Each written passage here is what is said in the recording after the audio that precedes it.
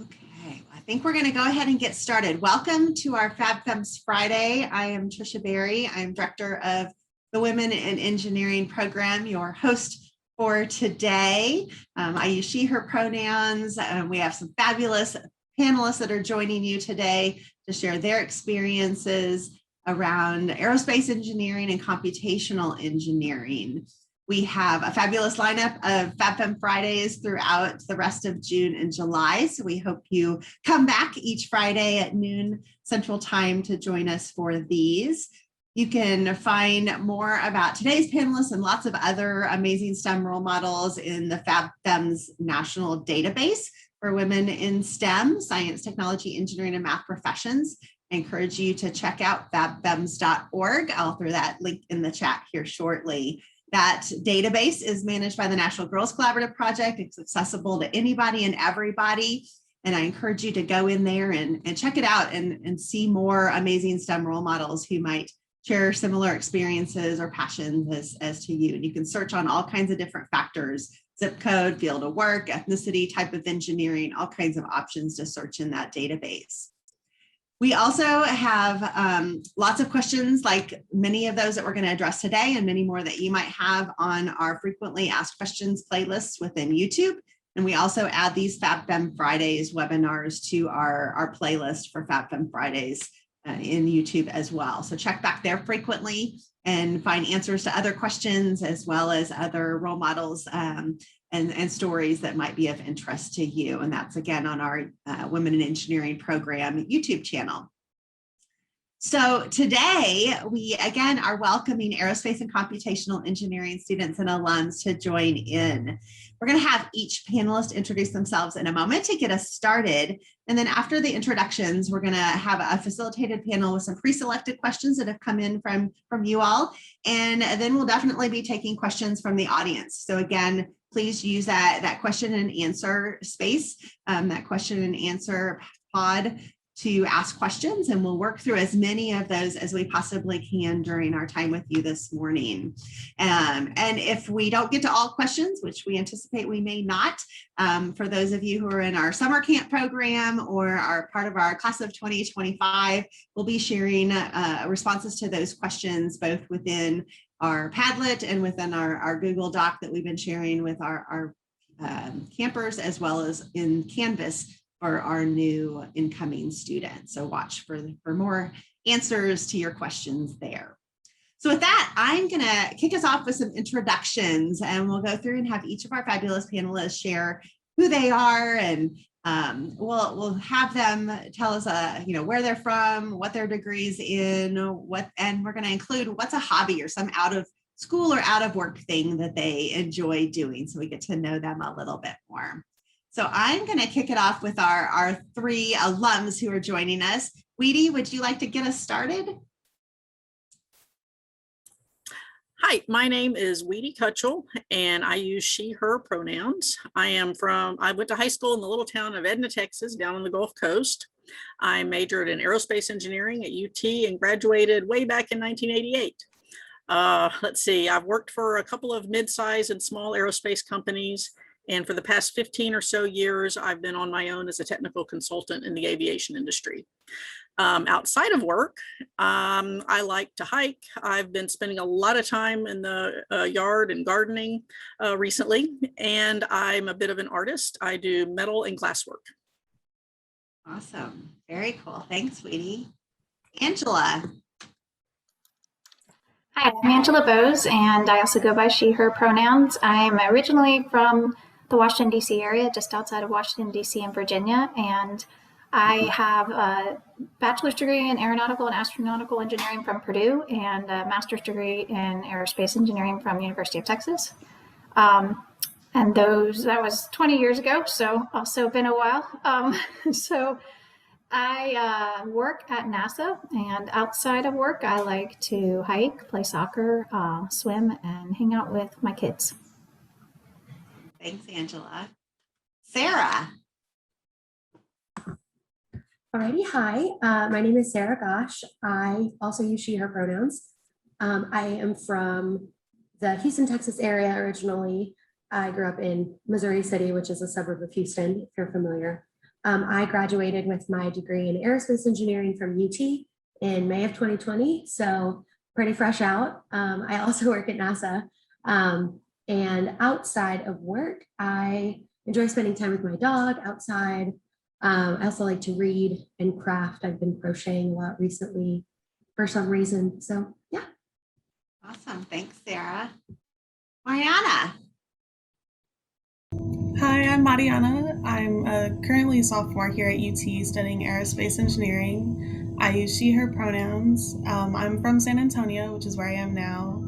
And outside of ASE, I study French and I'm part of Longhorn Band here and I played the French horn. Awesome. Thanks, Mariana.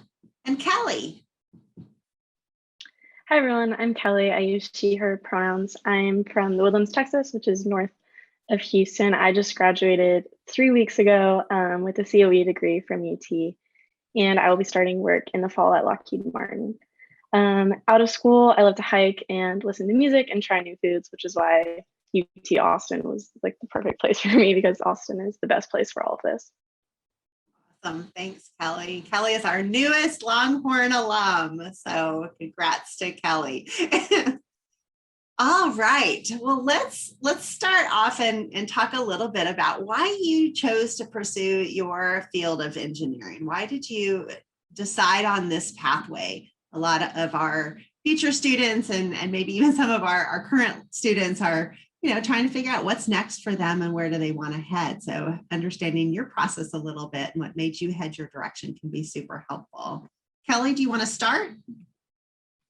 Sure, absolutely. So I picked COE because in high school, I really liked programming and I was really into the computer science part of things, but I wanted that the engineering educational background of the problem solving, the analytical piece of it.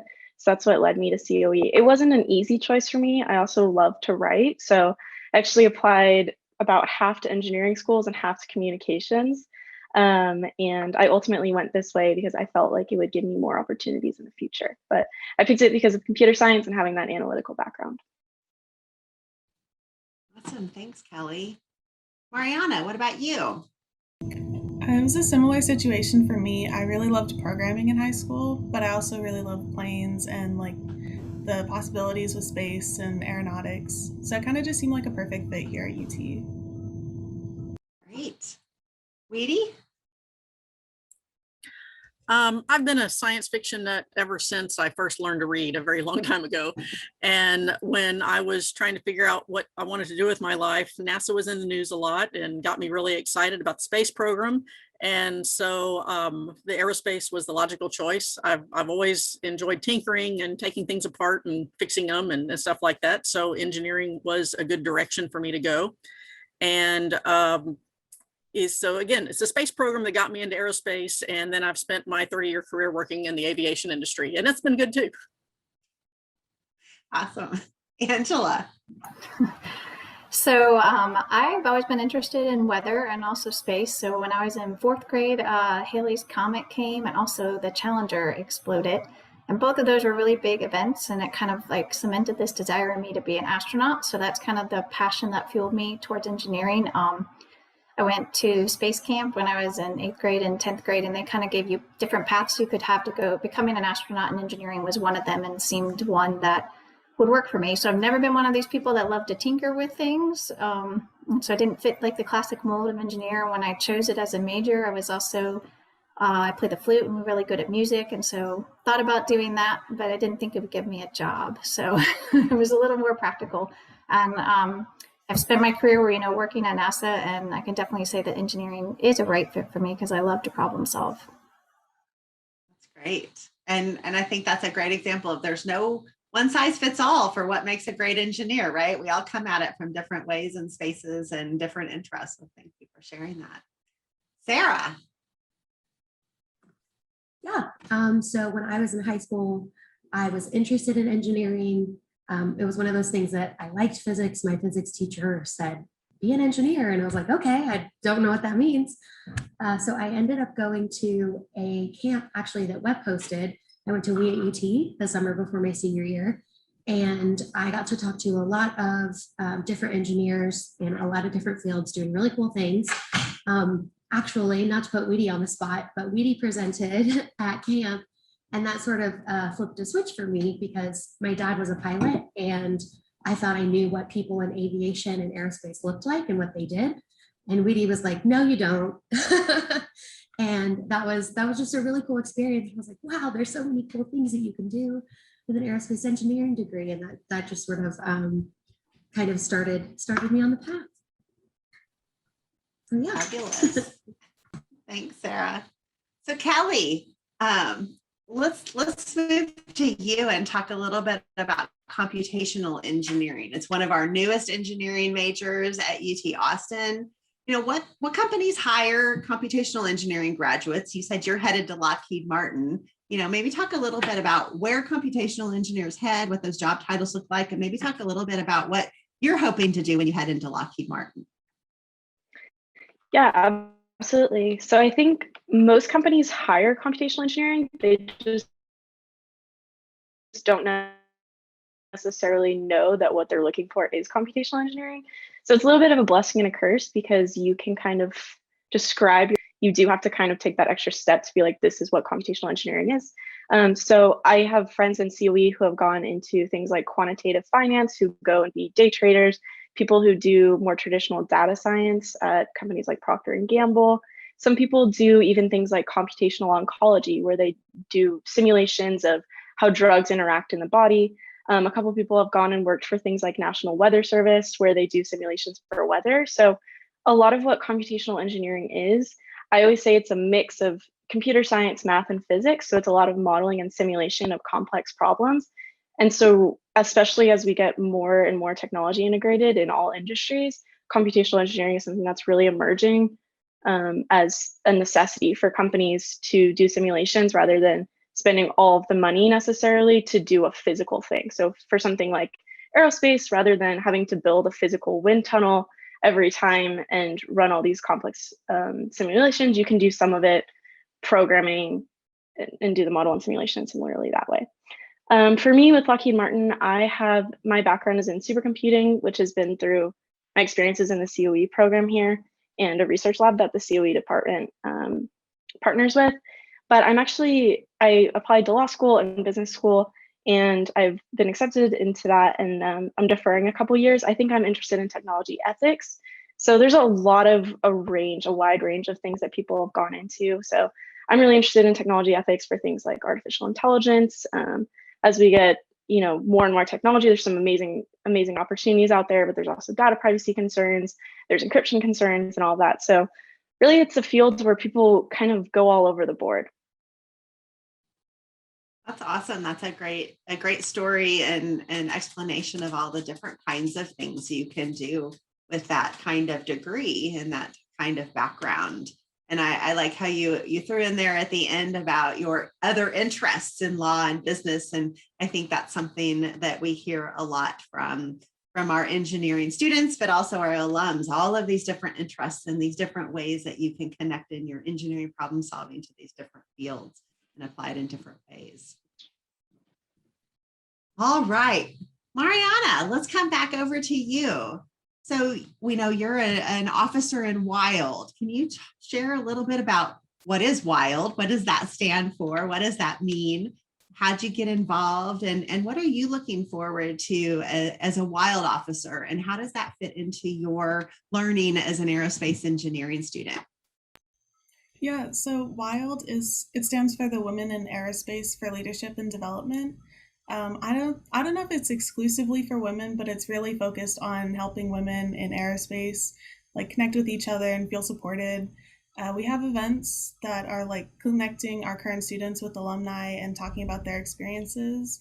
I know usually in the school year when we're not online, we've had events where we go to NASA and we tour places and we connect with our alumni there. But since we've been online this past year, we've mostly been just talking to each other, helping each other plan out like which professors are really great, which professors are maybe not so great. And, that's really helped me a lot. I had a really great professor that came as a recommendation from some of the WILD members.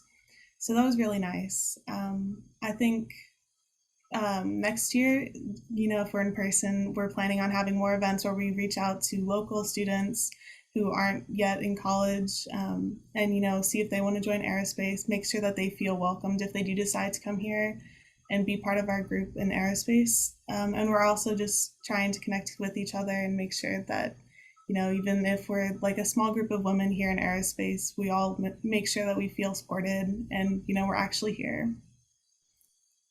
Awesome, thank you. So for all of you future students that are thinking aerospace engineering, computational engineering, WILD is a fabulous student organization to get involved in, to be a part of that community of support. So thank you, Mariana.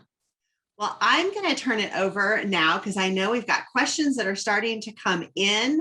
And please use that Q&A space to ask questions as you have them. But I'm going to turn it over to our WEP program assistant, Sarah Dalby, who is monitoring the Q&As and is going to help facilitate those questions and get those asked out to our panelists. So Sarah, I'll let you take it from here. Awesome. Yeah, so there's quite a few questions and y'all been liking the ones that you want answered. So keep doing that and they'll go to the top. The top one we have by far is, as an undergrad, what steps did you take to secure your first jobs at NASA and Lockheed Martin, or just trying to find internships and jobs like that? So I can talk a little bit about NASA, and I know Sarah can as well. So she probably has a different experience than me since we're quite a few years apart. But I know as an undergrad, I mean, at Purdue, they could do co-ops was a big deal where people would go spend a semester, you'd commit to one company and you'd alternate semesters at school versus semesters working for the company. So a lot of people did that as a means to get relevant work experience. And then oftentimes it would translate into a job opportunity at the end of your undergraduate time. I chose not to do that because it meant you were going to be in school for 5 years instead of 4. And I didn't want to commit myself to one company. So I just did various internships every summer. And the way I got those internships was writing a lot of letters and putting my resume out there and just kind of seeing, you know, casting a big wide fishing net and seeing what came back. And once you get a couple, it kind of helps facilitate itself, and you can start getting more as your resume has experience on it. And then there are certain companies like Lockheed Martin, I believe, does this. If Boeing does this, where they have particular internship programs. So larger companies do that, and NASA has that as well. They have a very big internship program that they run. I actually did not get an internship with NASA when I was an undergrad, which was a real big blow to my ego at the time, but I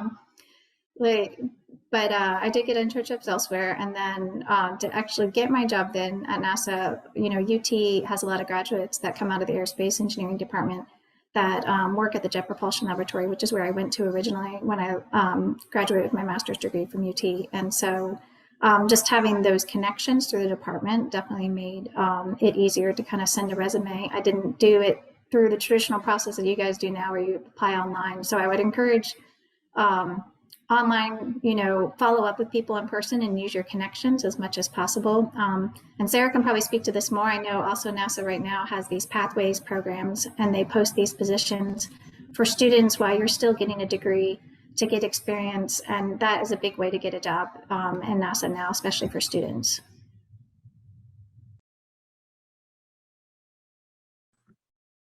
Yeah, I would definitely agree.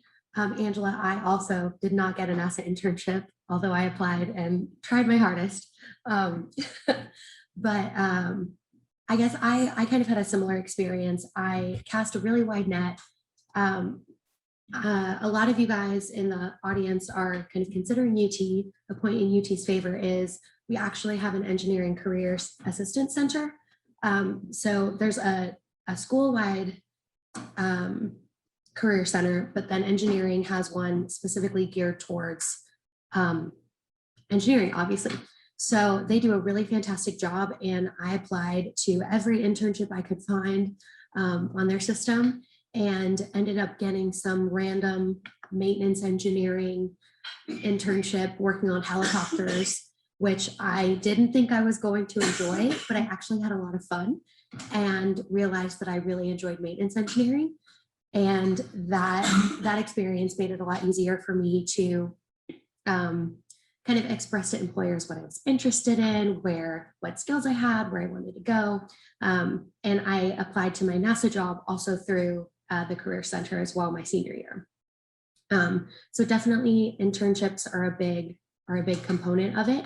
Again, cast a wide net. I would also suggest reaching out to people, even just asking, can I hear more about your job? Can you tell me more about how you got to where you are?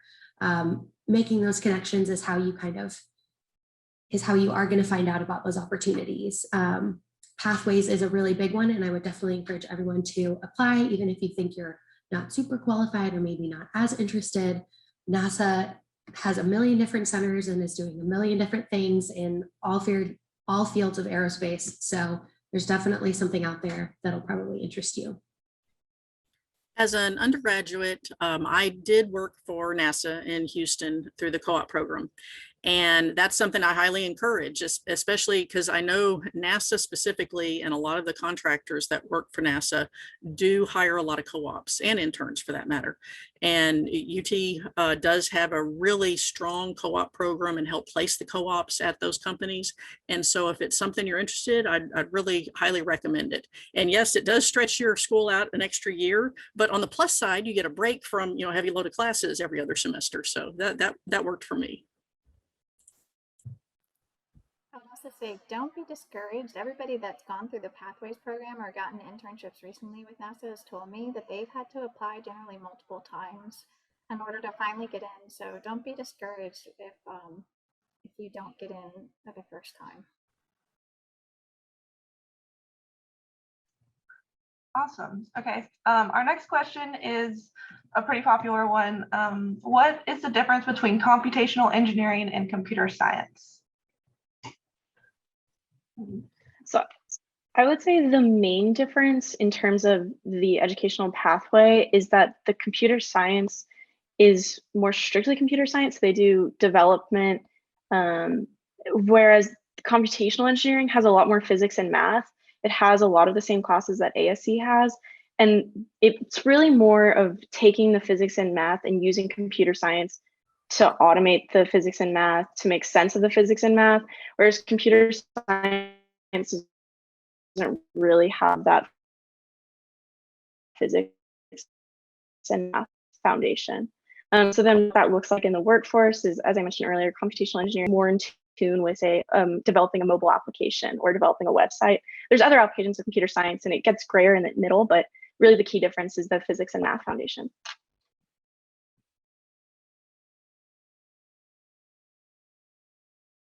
Okay, our next question is for those that worked at NASA. They wanted you to speak more on what you do and your day-to-day, and what does that look like? You want to go first this time, Sarah? Or you want me to? I can, either way.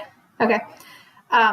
So I worked at a couple different NASA centers. So I worked at NASA Jet Propulsion Laboratory out in Pasadena, California. And when I was there, I was doing mission design work, which is basically trajectories. So how you get from one place to another. So I was doing trajectories of how we go from here to Mars, or and then also once you're at another planet, what are the orbits that you're going to be in? So I helped design the orbit for the Mars Reconnaissance Orbiter. And so that was kind of, and I did some trajectory work around asteroids as well. So that was the stuff that I did at JPL. I work now at NASA Langley Research Center, which is in Hampton, Virginia. And they are more of a research center, and they have a large aeronautics focus, which I really like the space side. So it's been different to carve out opportunities for myself here, but I still do trajectory work, but now it's more going in the atmosphere. So lots of times, probably with the Mars 2020 rover that recently landed, you might have heard about the entry, descent, and landing portion of, going in and getting on the surface of Mars. So the branch that I work in, we do that type of work. So probes that enter an atmosphere or anything that kind of comes back in an atmosphere. So for that, we do a lot of simulation and modeling. So what Kelly was speaking to definitely is a big portion of my job. We run trajectory simulations and model the motion of a vehicle in flight to understand how it's going to behave and where your sensitivities are in your design and help drive the design of the vehicle itself. So we do like performance assessment, kind of understand if it's coming in, where is it going to land, and and things like that. So the co-op work I did at NASA, obviously I was just a student, but working with real engineers. But the group, actually a couple of groups that I worked in focused on the structure of things that we were putting into space.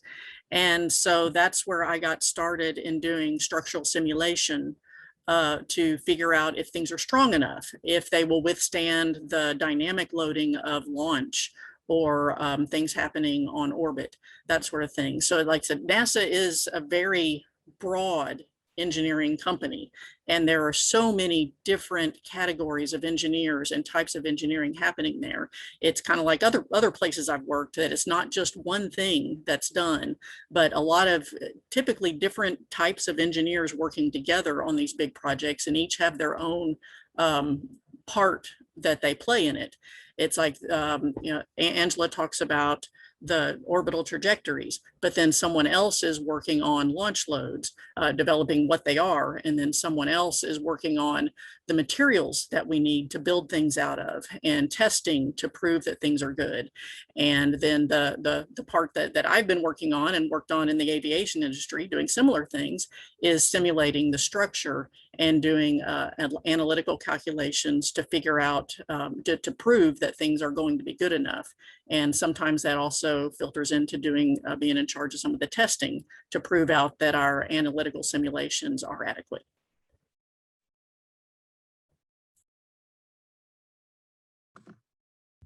Yeah, so I work at NASA Johnson Space Center in Houston.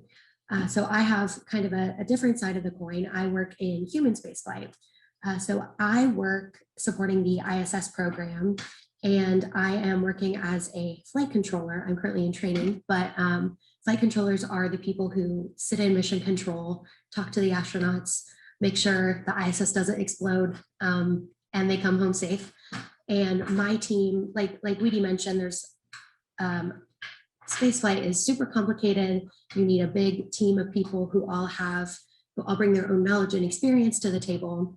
And the mission control team is no different. We have an expert on the power systems. We have an expert on visiting vehicles.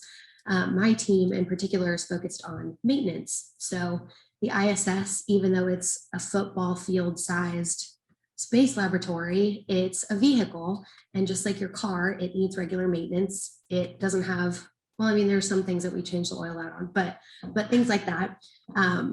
So it's my job to kind of figure out if something breaks, how to fix it. But then the other fun aspect of it is that we're having the astronauts do all the maintenance for us. And most of these people have like PhDs in microbiology.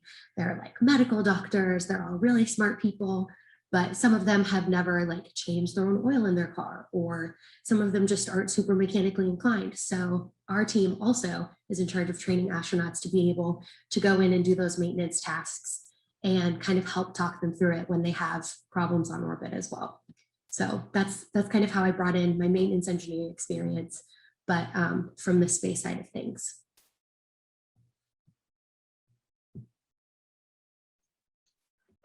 Awesome. So our next question, maybe Mariana can answer this one, is what extracurriculars can they take part of now? I guess I mean like in high school, that would help prepare them for aerospace or computational engineering. Well, something that I really like about our curriculum is you can really just start from the grounds and just go from there. We have programming classes that we take as intro, and you start from knowing nothing. So even if you don't end up taking classes that are like engineering classes, you can definitely succeed here. But I mean, programming always helps. Definitely having like physics and math in your background is helpful. But you can get away with not being the greatest at math and just starting here, and we're all in the same boat.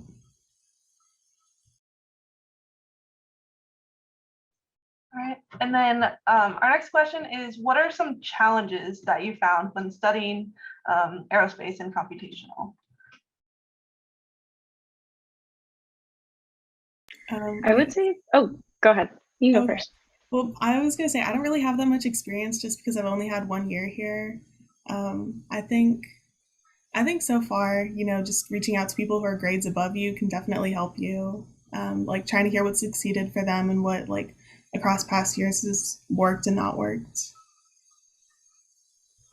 I would say for me, the biggest challenge I had coming into college and studying COE is you get to a point in your life where you suddenly have to be your own advocate and you have to have confidence in yourself, even when you feel like you might be failing at academics.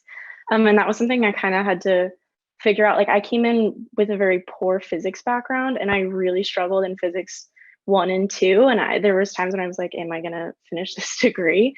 And kind of like learning that resiliency, which is really a personal struggle. And you realize that it's just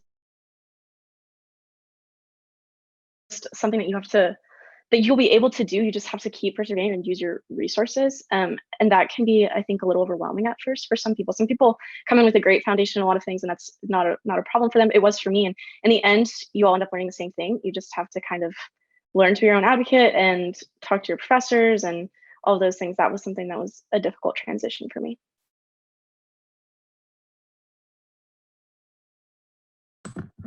Something that I definitely had a hard experience with in college was like Mariana mentioned earlier, I came into college kind of freshly deciding to do aerospace. So I didn't really ever do like rocketry clubs. I didn't take any special engineering classes in high school. And that's definitely not a problem. And you can learn everything you need to know and you'll get where you're going. But there were people around me who had like built their own computer when they were 6 years old and did NASA high school internships and had all this knowledge and all these experiences. And I was like, it was difficult to compare myself to them. And that's definitely something I struggled with at first. But Kelly mentioned it's about grit and it's about resilience and using your resources. One thing that I loved about UT was fantastic resources like UTWEP. There's always somebody in the office. Well, okay, I don't know about today, but when I went to UT, there was always someone in the office to go in and give you a cookie and a hug if you were having a bad day. And they always kind of knew what resources to point you to on campus. Like they know all the tricks. They're like, oh, go talk to engineering student services, go find tutoring here and here, go talk to this person. So having those resources can make a big difference in your college experience. So as you're looking for a college, if you're a high school student, if you're looking at colleges, definitely look for those resources because those are going to make a big difference. Yeah, I just want to add on to what Kelly and Sarah and Mariana were saying, because that was one of the big reasons I chose Purdue for engineering. Is a lot of schools feel like they have kind of a weed out program as an engineering. They're just trying to make it as hard as they can, and they don't really care whether you succeed or not. And I knew that at Purdue they had a strong women in engineering program, and so I felt like I would have some support network. And Sarah, you're right. You walk in the door, and like, even though I had a great educational background, like everybody knew everything about airplanes, and I didn't really care about airplanes, and so it's like it makes you self-doubt. And so like you both hit on it so well. It's like learning to kind of overcome that self-doubt, to leverage kind of the resource that you have to give you that network to make you feel like normal when you don't necessarily fit the mold of some other people, and just kind of persisting and sticking with it. So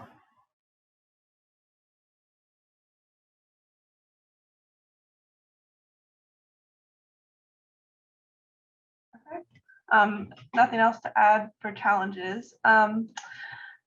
Can y'all talk a little bit about the different tracks you can take? I know we already talked about like law school and programming and modeling, but is there any specific like official tracks that UT has for aerospace and computational?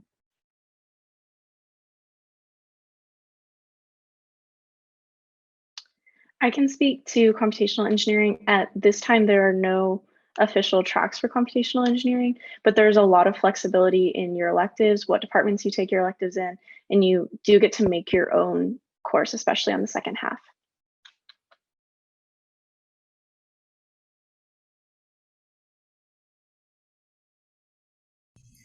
I believe for ASE, we do have 2 tracks, like your space track and your atmospheric track, but you don't really have to decide until your junior or senior year, I think.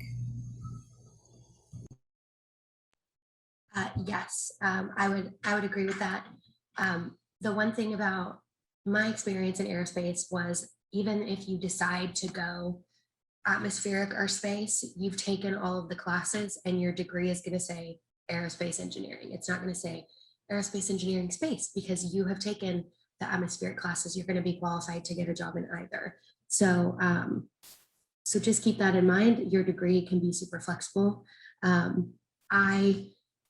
There's a lot of extracurricular opportunities to work on projects and things like that and get experience in areas that maybe don't offer, there aren't classes offered for those topics.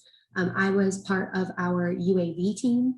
So even though I went the space track, I spent a lot of time outside of school working with my friends to build a fixed wing UAV, like an RV plane that could fly itself. And that was really fun and I learned a lot, and I used a lot of what I've learned actually in my job. And when I got here, another guy on my team actually went to UT and was in UAV like 10 years before I was, which was really cool and kind of gave me a little bit of an in when I got there. So yeah.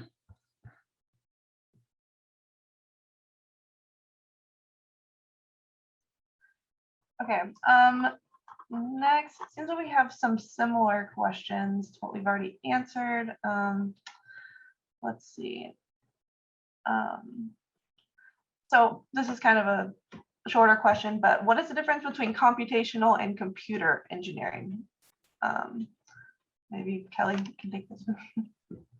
Yeah, absolutely. The main difference is that computer engineering is bundled with electrical engineering. So electrical and computing engineering is one degree. And for the first 2 years of your program, you take a mix of electrical and computing. And then after that, you're able to declare tracks within ACE.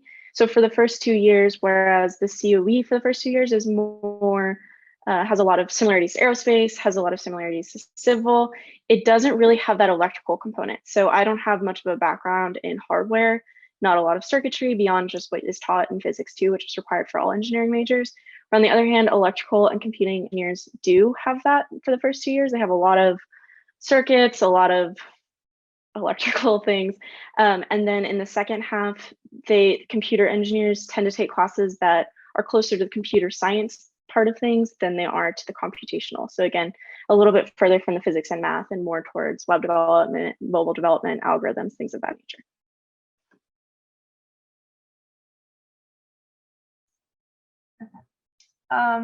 For our alumni, maybe you can talk about your favorite or coolest project that you've worked on.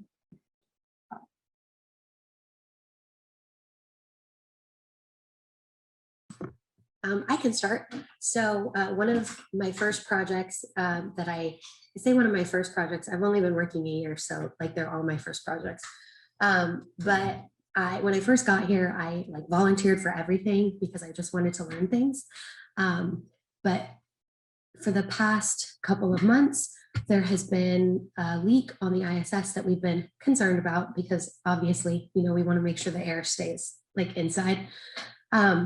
So the leak is on the Russian side of station, and it's kind of in a spot that's hard to get at.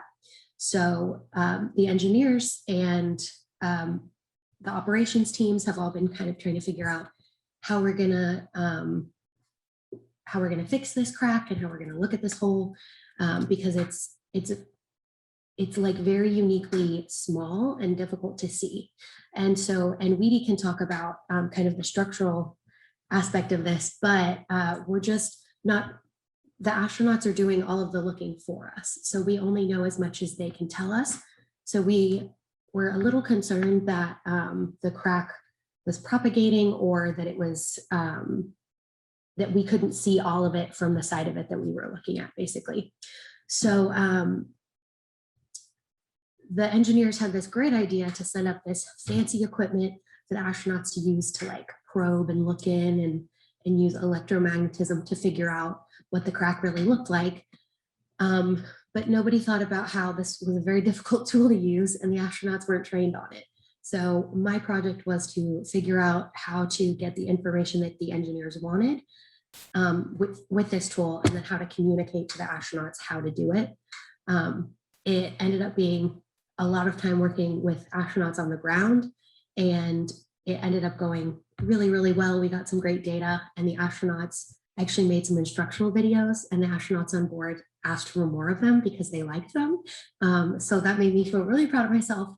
But that was, I've only been here a year, and I feel like I've had a really big impact already on operations and on the quality of astronauts' lives in space. So that's probably been my favorite project so far.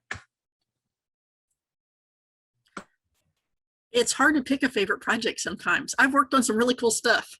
But I have to say, one of the most strangest and most interesting had to do with what was called a high altitude airship.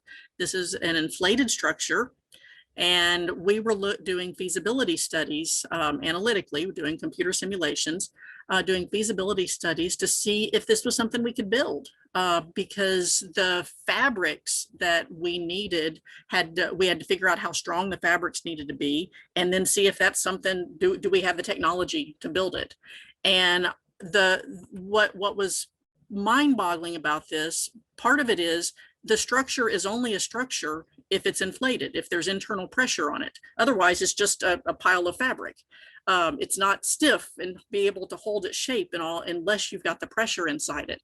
And so it did take some very interesting analytical techniques to be able to get our structural simulation programs to be able to manage this. And this is where people in the computational engineering, this is the type of work that they do, as far as working out these types of analytical techniques and working out how to apply those to these physics-based problems. And so I wasn't doing the working out of that. I was working with someone who was doing that end of it, and I was building the simulations and evaluating them. But the other thing that was so interesting about this project was just how big it was. I was looking specifically at just the tail fins on this great big blimp, and the tail fins were so big that you could park a semi truck sideways inside one of them. That's how wide it was. And like I said, just wrapping your head around the size of this thing was mind-boggling. And so, and this was about 15 years ago that I worked on this project, and we did prove out that it could be built with fabrics that we currently could manufacture.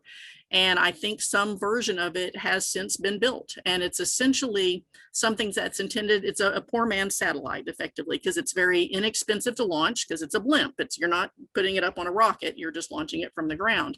But it can stay up at very high altitudes for months or even years at a time. And so very, very good for like surveillance, looking at remote areas to see what the environment looks like on the ground. Anything you would use satellite imaging for, you could do from this type of vehicle as well. Another really cool project I'm working on is on, again, a big thing. It's a project for the C5 airplanes, and my role in this one is a little bit different. So C5s is the largest cargo airplane that our U.S. Air Force flies, so it's very big, and that they've been around a long time. And there's some instrumentation that is on some of the airplanes to monitor how they're flown, so that the engineers can take that data and make predictions on how long the airplanes will last, when we need to do inspections, when to go and look for cracks in structure and that sort of thing. But the instrumentation on these airplanes, the first ones that were instrumented, is about 30 years old, and things wear out. And so there's some of the data, or they're not getting some data now because some of these systems have been wearing out. And so we're going in and removing the old systems and installing new systems, which involves installing some very specific little instrumentation in odd parts of the structure. And so I am actually on the physical installation part of this, which is a little bit unusual for engineers. They don't always let us go out and actually handle hardware. And so it's always nice when you get to. And I'm crawling into very small areas of a very large airplane to strip off old stuff, sand, and glue new things on, and run wires and all this. And it's kind of fun.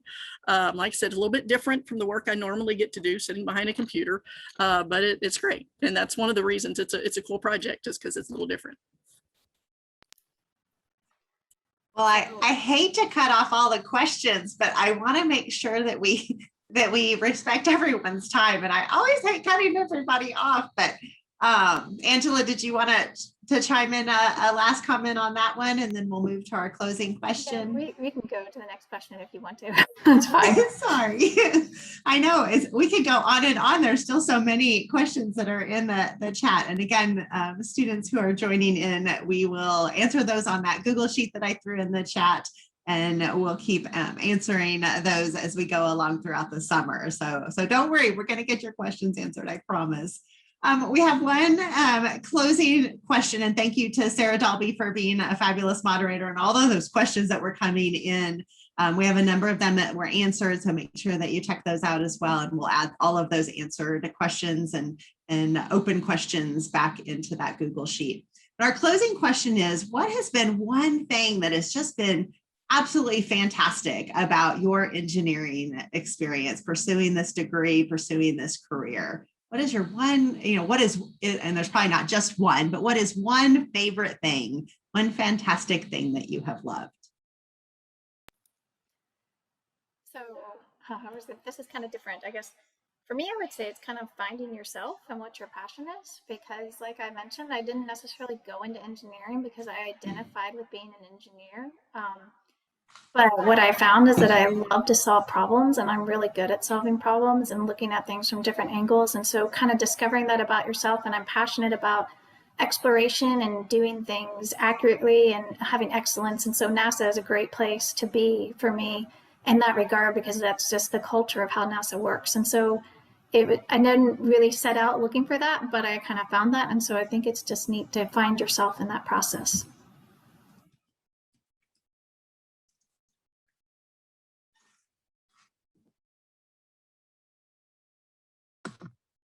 I could probably echo that a little bit. I think one of my favorite things about my job is the people I work with. We have NASA is a very unique work culture because we are a government agency. So it's just a little different than working for a company like Lockheed Martin or Boeing. But I just work with the coolest people in the world. No offense to the panelists, but I feel like I have the coolest coworkers. Everyone is just like these panelists. They're all super motivated and problem solvers and are there because they're really passionate about the work they're doing. And it's a really cool work environment, and I love the people I work with, and they make it really fun to go to work every day when I do get to go in the office.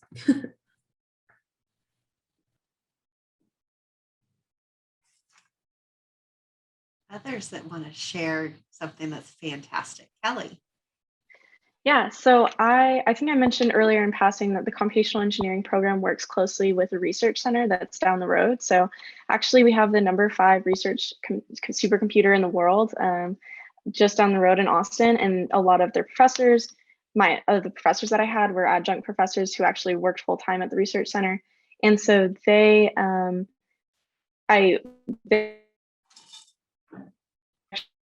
actually offered me a job there. I worked there, and they sent me to conference, a job with Lockheed Martin. So it was just really cool seeing that there were opportunities at UT that expanded beyond UT, and it's given me my internships, my ultimate job, and just a lot of experience, a lot of really cool people. I got to travel to Denver and to Atlanta and to actually build a supercomputer myself. So that was really amazing. That was a cool opportunity that I had through the school.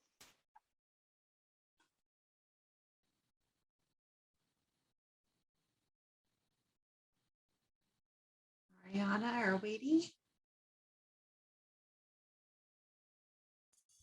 Well, I'm kind of early on in the whole engineering track, so I don't have much experience with really anything yet. But so far it's been really nice seeing like all these basic classes that we're doing that are more of like your foundation, and like hearing from older students about how they're like connecting in the elective classes they're doing. It's really exciting, and I'm really looking forward to that. Mostly for me, engineering has just given me freedom to live a very nice life. I've worked on cool stuff. I've worked with some really interesting people, some not so interesting, but mostly some really interesting people. And it's especially once I started consulting, I really can control my time. And that's nice. It's like I was working from home before that was cool. I've been doing that about 15 years. And in any of my customers, none of them expect to see me every day. And so, especially with modern technology, I can work from remote locations at my home or somewhere else. And it just, this career has just opened up so many opportunities for me and given me the freedom to live a cool life. Awesome. Well, thank you, amazing panelists, for joining in today.